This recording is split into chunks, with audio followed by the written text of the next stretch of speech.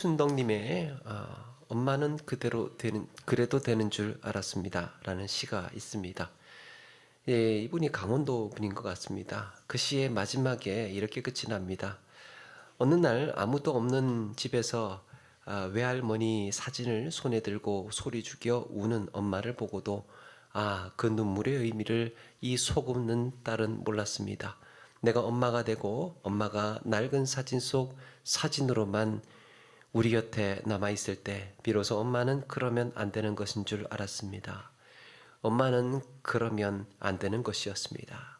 시인은 자라면서 엄마가 한여름 떼약볕에서 온종일 밭을 메워도 되는 줄 알았다고 합니다. 찬밥 한 덩이에 부뚜막에 걸터 앉아서 끼니를 때워도 되는 줄 알았고, 한겨울에 꽁꽁 언 냇물에서 맨손으로 빨래를 하고 동상에 가실 날이 없어도 그래도 되는 줄 알았습니다. 그런데 세월이 흘러서 엄마가 떠나고 그 후에서야 엄마는 그러면 안 되는 것인 줄을 알았다고 합니다. 불과 몇 년 전만 해도 우리 일상의 소중함을 돌아보게 하는 사건이 있었습니다. 우리 일상이 소중하다는 것을 돌아보게 한 사건. 바로 2019년에 말에 있었던 코로나19였죠. 그것으로 인해서 세상이 떠들썩하게 되었을 때 친구들 만나고 같이 식사 나누고 함께 모여서 예배하는 일이 금지가 되었습니다. 참 이 마스크 없이 거리를 다니고 얼굴 맞대고 웃으며 이야기를 나누는 그 소소한 순간들이 그렇게 소중하다는 것을 그때는 몰랐습니다. 코로나19의 혼란이 어느 정도 진정이 될 무렵에 많은 사람들은 이렇게 말했습니다. 우리는 당연하다고 여겼던 일상의 소중함을 너무 늦게 깨달았다. 우리가 코로나19라는 막대한 대가를 치르면서 얻은 것이 무엇입니까? 코로나19는 우리에게 힘들게 하고 어렵게 하고 피해만 주었던 것은 아닌 것 같습니다. 일상의 소중함을 깨닫게 하였습니다. 그런데 시간이 흐른 지금 이런 소중한 것들을 다시 당연한 것으로 여겨가고 있는 것은 아닌가 돌아보게 됩니다. 오늘 말씀의 이스라엘 백성들은 하나님의 영광이 떠난 자리에서 처절한 괴로움과 슬픔에 부르짖고 있습니다. 이런 슬픔은 블레셋과의 전쟁에서 불거졌고 이 패배의 여파는 그저 괴를 빼앗기고 엘리의 아들 홈리와 비나스의 죽음으로만 끝나지 않았습니다. 이런 재앙의 쓰나미를 겪으면서 그들이 깨달아야 했던 것은 무엇인가? 그리고 어쩌면 우리의 신앙생활도 오랜 시간이 흐르면서 무디어졌을지 모를 우리의 영적인 신앙의 삶에서 정말 한번 또 진지하게 돌아보아야 할 것은 무엇인가 함께 나누도록 하겠습니다. 오늘 말씀은 이스라엘의 패전 소식을 알리기 위해서 베냐민 지파의 한 사람이 실로로 달려오는 장면으로부터 시작을 합니다. 그는 전장을 간신히 도망쳐 나와서 제사장 엘리가 있는 곳으로 오고 있습니다. 온몸엔 피투성이에 찢어지고 깨지고 여기저기 붓고 멍들어서 몸이 성한 곳이 하나 없어 보입니다. 12절에 보니까요.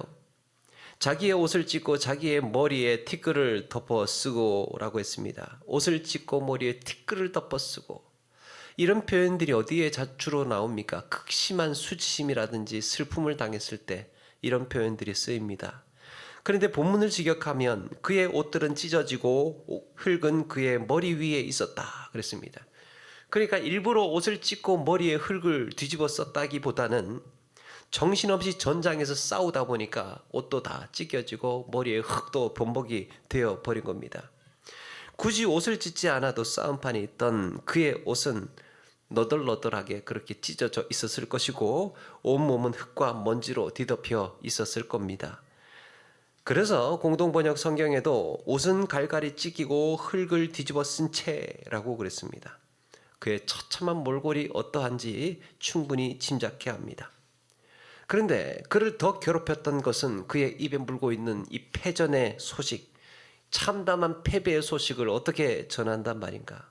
어디서부터 어떻게 뭘 설명을 해야 된다는 건가? 그럼에도 지체할 수가 없어서 그 먼 거리를 숨가쁘게 달려가고 있습니다.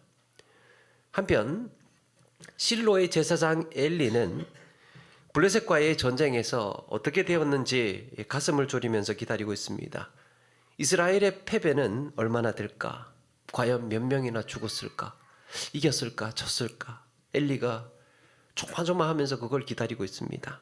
거기에 대해서 그 아들 홈리와 비느하스는 우리 아들 홈리와 비느하스는 무사할까?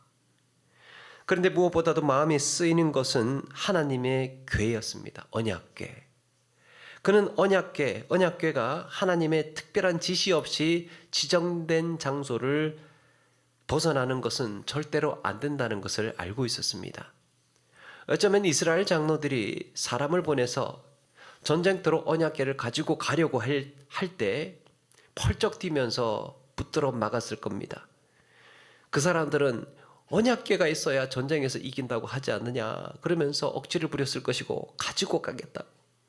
제사장 엘리는 안 된다고 하면서 언약궤를 붙들고 실랑이를 벌였을 겁니다. 거기다가 아들들마저 거듭니다. 아니 아버지 지금 급하다지 않습니까? 제사가 지금 무슨 소용입니까? 일단은 우리가 이기고 봐야 할 거 아닙니까? 우유부단한 제사장 엘리는 결국 언약궤를 내줍니다. 그는 다 내줄지언정 그것만은 주지 말아야 할 바로 그것을 내주고야 말았습니다. 하는 수 없이 두 아들 홈리와 비느하스를 같이 보내면서 신신당부를 합니다. 무슨 일이 있어도 언약궤 빼앗기지 마라. 무슨 일이 있어도 이 언약궤는 지켜라. 전쟁을 10번 20번 패하더라도 나라가 망하지만 않는다면 다시 일어날 수 있습니다. 전쟁에서는 패한다는 것이 뼈아픈 일이지만 그래도 민족의 소망은 있었습니다. 그런데 나라의 근간이 되는 여호와의 언약궤에 무슨 일이 생긴다면 그건 상상할 수 없는 재앙이었습니다. 그렇게 되면 이스라엘은 갈 곳을 잃어버리는 거예요. 언약궤가 없는 이스라엘. 절기 때마다 어디로 갈 것이며 속죄 제사는 또 어디서 무엇으로 드린단 말인가? 어디 앞에 나아가야 되겠습니까? 갈 데가 없는 거예요. 여호와의 임재의 상징인 언약궤가 사라진 이스라엘은 앞날을 기대할 수 없었습니다. 소식을 기다리는 노인의 손이 떨립니다. 그간의 불안과 초조가 밀려옵니다.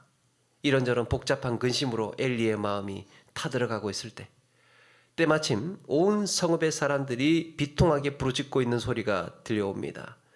전장에 나갔다가 돌아온 그 사람이 들어온 거였습니다. 이야기를 전해 듣고 온 성읍 사람들이 다 부르짖으면서 탄식을 하고 있어요. 성읍의 백성들이 부르짖는 소리가 심상치 않습니다. 당시 엘리의 나이가 98세였고 눈이 어두워 앞이 잘 보이지 않았다 그랬습니다. 전장에서 도망을 나온 그가 엘리에게 달려올 때 엘리는 눈이 어두워서 그 어떤 모습도 누가 오는지 잘 보이지가 않았습니다. 그래서 무슨 일이 일어난 건지 알아차리지를 못했습니다. 어쩌면 그가 자기 아들인 줄 알았는지도 모르겠습니다. 16절에 보니까요. 나는 진중에서 나온 자라 내가 오늘 진중에서 도망하여 왔나이다. 엘리가 이르되 내 아들아 일이 어떻게 되었느냐. 아들인 줄 알고 자기 아들인 줄 알고 했는지도 모르겠습니다. 전장에서 나온 베냐민 사람은 날벼락 같은 소식 4가지를 전합니다. 17절에 보니까 소식을 전한 자가 대답하여 이르되 이스라엘이 블레셋 사람들 앞에서 도망하였고 백성들 중에 큰 사륙이 있었고 당신의 두 아들 홈리와 비느하스도 죽임을 당하였고 하나님의 궤는 빼앗겼나이다. 그나마 제사장 엘리가 들어야 하는 소식 중에 가벼운 소식부터 전하고 있습니다. 첫 번째, 이스라엘이 블레셋 사람들 앞에서 도망했습니다. 일단은 패배했다는 거예요. 전쟁에서. 둘째, 백성 중에 큰 사륙이 있었습니다. 2차례에 걸친 블레셋과의 싸움에서 죽은 자가 34,000명이었답니다. 치명적인 부상을 입은 자들까지 포함을 하면 거의 전멸을 당했다는 말입니다. 세 번째, 당신의 두 아들 홈리와 비느하스도 죽었습니다. 앞으로 이스라엘의 제사를 책임질 두 아들이 같은 날 같은 자리에서 죽었습니다. 그리고 결정적으로 4번째, 하나님의 궤가 빼앗겼나이다. 제사장 엘리는 그동안 많은 생각을 해왔을 겁니다. 혹시 이스라엘이 지더라도 두 아들에게 무슨 일이 있으려고 언약궤를 메고 아들들은 돌아오겠지. 혹시 둘 중에 하나가 죽으면 어떡하나 그런 생각을 했을지도 모르겠지만 그래도 남은 아들이 제사장직 물려받아서 이어가지 않겠는가, 이런 상황, 이런 상상까지 염두에 두었을 겁니다. 그럼에도 두 아들이 다 죽을 거라고는 생각하기가 싫었습니다. 그런데 무엇보다도 더 무서운 일은 언약궤가 파손되거나 분실되는 일이었습니다. 그런데 그가 전해 들은 소식은 차마 생각할 수조차 없는, 절대로 일어나지 말아야 할 일이 벌어지고 만 겁니다. 그는 하나님의 궤가 빼앗겼다는 말을 듣는 순간 정신이 혼미해졌습니다. 온몸이 돌같이 굳어지고 앉아있던 의자에서 중심을 잃고 그대로 뒤로 나자빠졌습니다. 공교롭게도 목이 부러져서 그 자리에서 죽음을 맞습니다. 그는 두 아들이 죽고 궤를 빼앗겼다는 소식을 들을 때 얼마 전 하나님의 사람에게서 들었던 하나님의 말씀이 스쳐 지나갔을 겁니다. 어느 날 하나님의 사람이 엘리 제사장에게 와서 이런 이야기들을 합니다. 너희는 어찌하여 내 제물과 예물을 밟으며 내 백성 이스라엘이 드리는 가장 좋은 곳으로 너희들을 살찌게 하느냐. 그러므로 너는 내 처소에서 환난을 볼 것이요 내 집에 영원히 노인이 없을 것이라. 내 집에서 출산되는 모든 자가 젊어서 죽으리라. 그러면서 엘리가 전해 들었던 말이 내 두 아들 홈니와 비느하스가 한날에 죽으리니 그 일이 네게 표징이 되리라.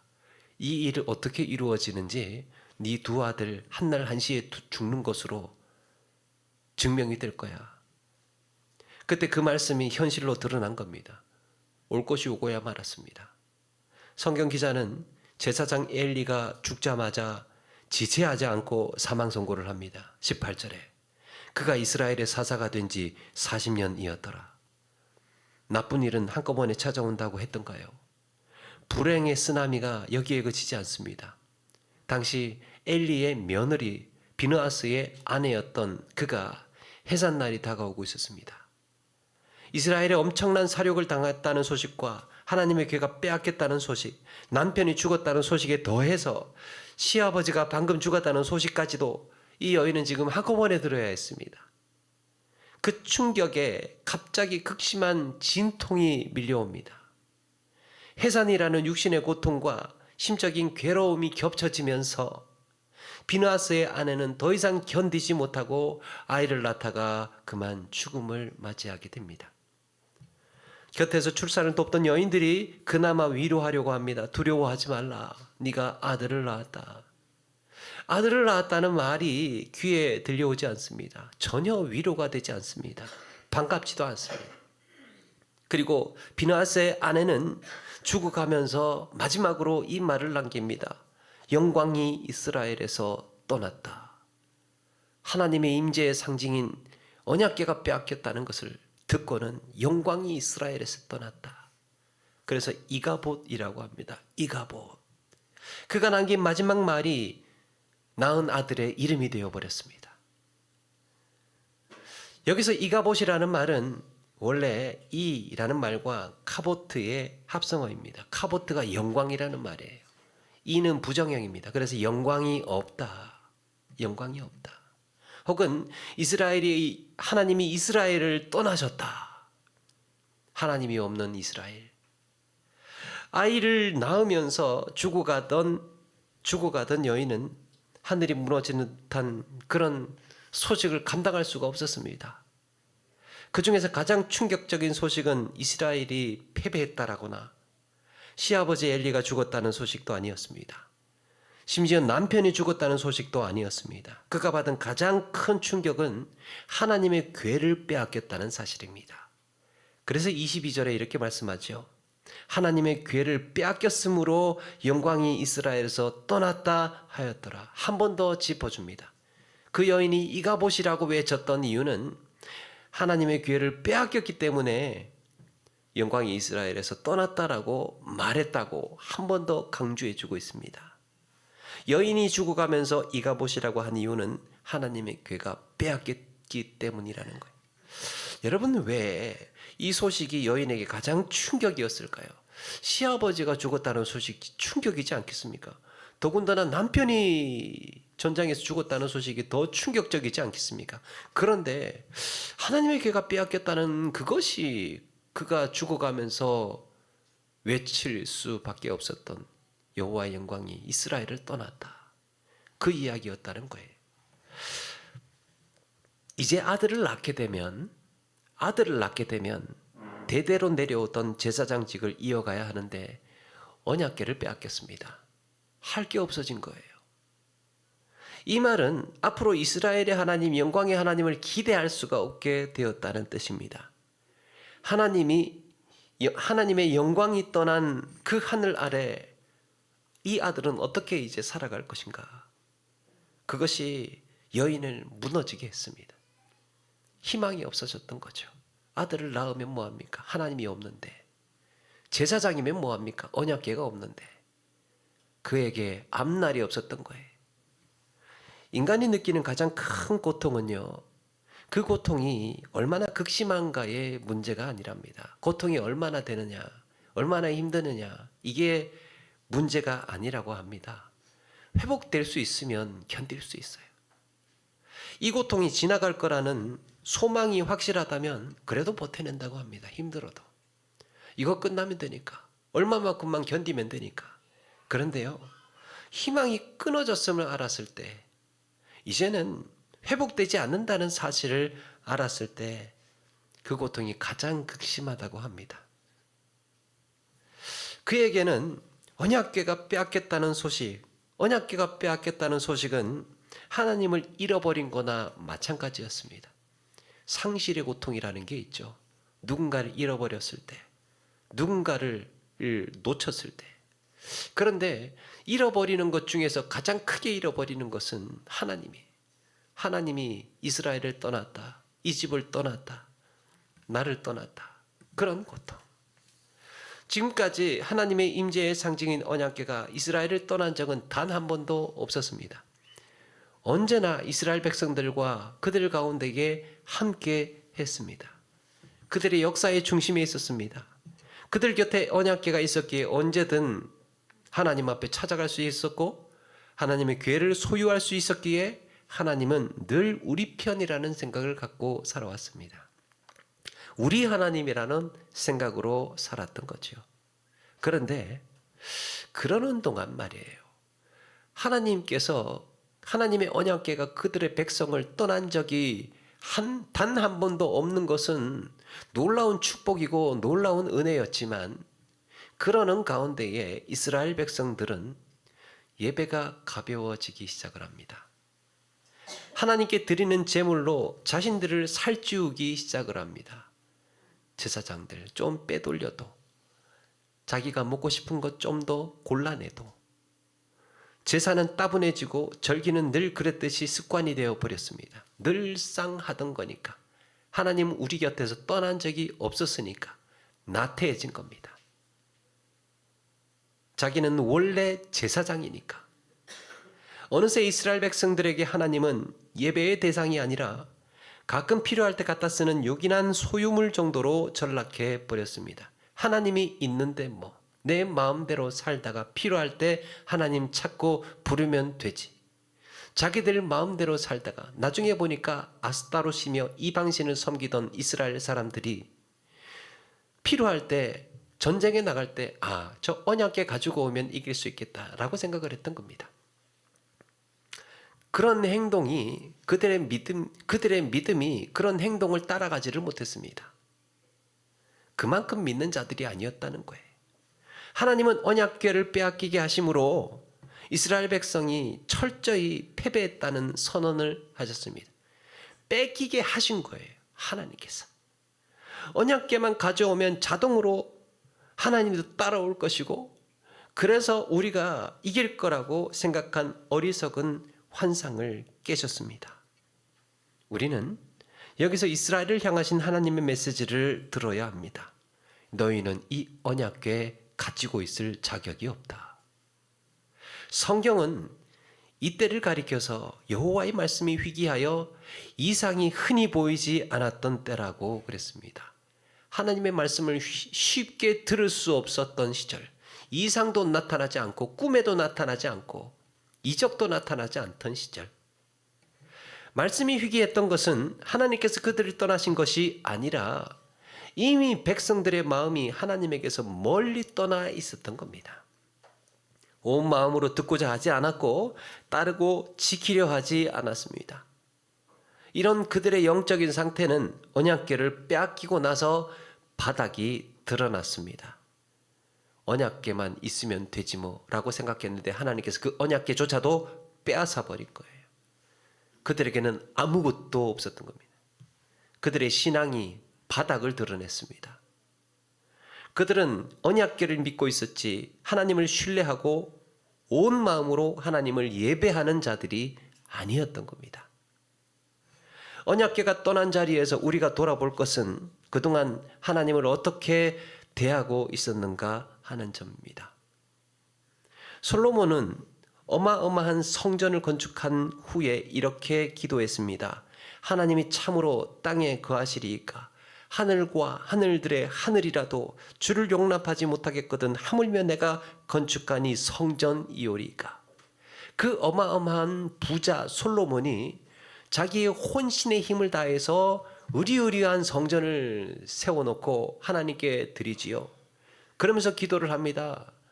하나님, 온 우주도 하나님을 담기에는 궁색한데 온 우주도 다 담을 수 없는데 제가 이렇게 성전을 지어놓고 여기에서 하나님께서 여기에 오셔서 여기에 임재하시겠다고요. 정말 그래도 되는 겁니까? 그런 기도를 하고 있는 거예요. 온 세상도 하나님을 담기에는 부족한 그릇인데 이 성전에 오셔서 그렇게 하나님께서 임하시겠습니까? 여러분, 그런데 성막에서 말이에요. 이스라엘 백성들이 그렇게 언약궤를 갖다 놓고 하나님을 그렇게 가볍게 생각을 했던 겁니다.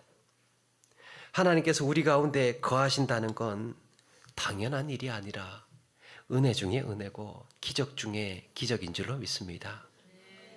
주님께서 이 땅에 오신 거며 성령께서 내 안에 거하시는 것도 마찬가지입니다. 우리 안에 늘 계시면서 영원히 떠나지 않으시겠다는 약속, 그거는요 당연하게 여길 것이 아니라 매일매일의 기적이요 감사로 여겨야 할 하나님의 약속인 줄로 믿습니다.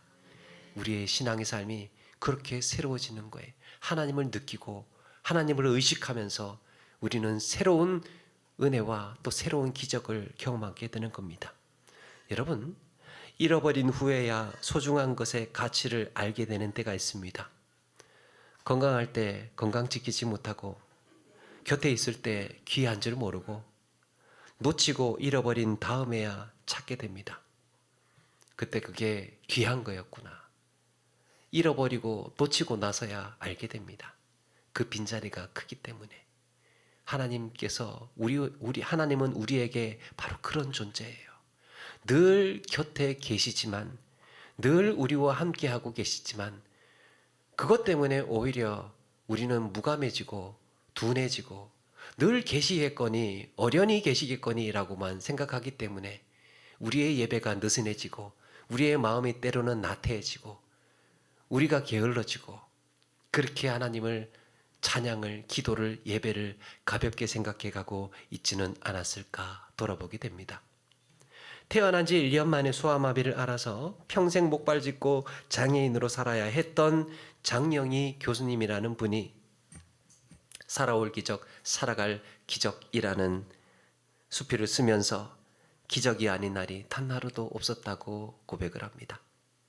아침에 눈을 뜨면 기적과 같은 하루가 주어졌음에 감사하고 석양을 바라보면서 하루를 기적처럼 살아낸 것에 감사하면서 잠이 들었습니다.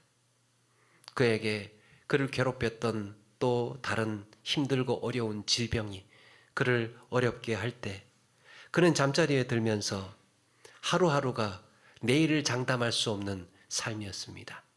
그래서 잠자리에 들 때마다 하나님, 내일 아침도 제게 기적을 주시겠습니까? 하나님, 내일 아침도 나를 깨어나게 하시겠습니까? 하나님 내일 하루만 더 살게 하시겠습니까? 그렇게 기도를 했던 겁니다.